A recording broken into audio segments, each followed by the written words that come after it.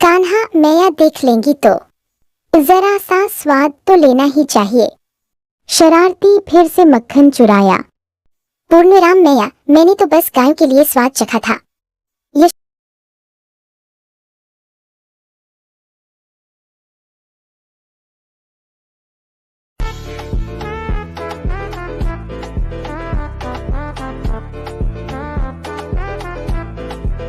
हरे भरे जंगल में हर कोने से जानवर एकत्रित हुए। वृक्षों की छाया में चहचहाती चिड़ियों और झूमते पौधों के बीच शेर राजा ने अपनी दहाड़ के साथ सभा का उद्घाटन किया। बारहसिंगा, जो अपने शिंगों का गर्व महसूस कर रहा था, पहले बोलने के लिए खड़ा हुआ। मेरे खाने के लिए पर्याप्त घास नहीं बची है, उसने चिंतित स्वर में कहा। तभी लोमड़ी ने कहा, हमारे जंगल में अभी भी बहुत सारे रत्न हैं, पर हमें मिलकर काम करना होगा। उसकी बात सबको समझ में आई।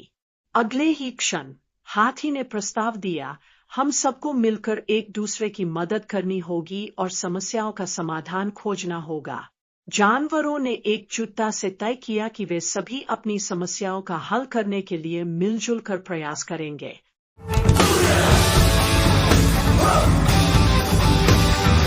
पेड़ पर खेलता बंदर मोंटी। मोंटी हंसते हुए कूदता है। चिंकी, चलो मेरे साथ पेड़ों पर झूलो। पेड़ के नीचे आराम करती बिल्ली चिंकी। मुझे जमीन पर रहना अच्छा लगता है। आंधी तूफान आता है, पेड़ हिलते हैं, मोंटी पेड़ पर फंस जाता है। बचाओ, कोई बचाओ। चिंकी बैल पकड़कर मोंटी की मदद करती है। पकड़ो इसे और धीरे धीरे नीचे आओ। दोनों मुस्कुराते हैं और फल दूध बांटते हैं। अब हम हमेशा एक दूसरे का साथ देंगे। जंगल के जानवर कहते हैं, वाह, दोस्ती ऐसी होनी चाहिए।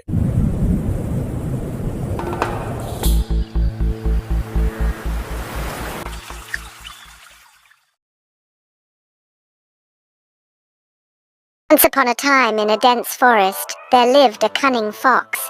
This fox had a knack for finding easy meals. You see, our fox friend was not one for laborious hunting. Instead, she used her wit and cunning to fill her belly. This story isn't just about a fox, but a lesson we can all learn from her. It's about the art of problem solving, the importance of wit over brute strength, and the power of cunning over mere hard work. Every day, the fox would wake up and set off on her quest for food. She didn't run tirelessly after rabbits or climb trees for birds. No, that was too much work. Instead, she used her sharp mind to find easier ways to get her meals. Once, she noticed a farmer leaving a basket of fruits unattended. Instead of sneaking up and stealing the basket, she waited. She knew the farmer would return, and if she stole the basket, she would risk being caught. So she waited until the farmer packed up and left, leaving behind a couple of fruits that had fallen out. The fox then calmly walked up and enjoyed her meal, without having to risk her safety. On another occasion, she found a crow with a piece of cheese in its beak. Instead of trying to snatch the cheese away, she flattered the crow, telling it what a beautiful voice it must have. The crow, pleased by the compliment, opened its beak to croak, and the cheese fell right out, providing the fox with another easy meal. Through these examples, we see how the fox used her intelligence and wit, not physical strength, to solve her problems. She teaches us that it's not always about working harder, but rather working smarter. In conclusion, our clever fox friend illustrates the importance of using wit and intelligence to solve problems. It's not about the strength of the body, but the strength of the mind that truly matters. It's about working smarter, not harder. This, dear listeners, is the wisdom we can glean from the cunning fox of our tale.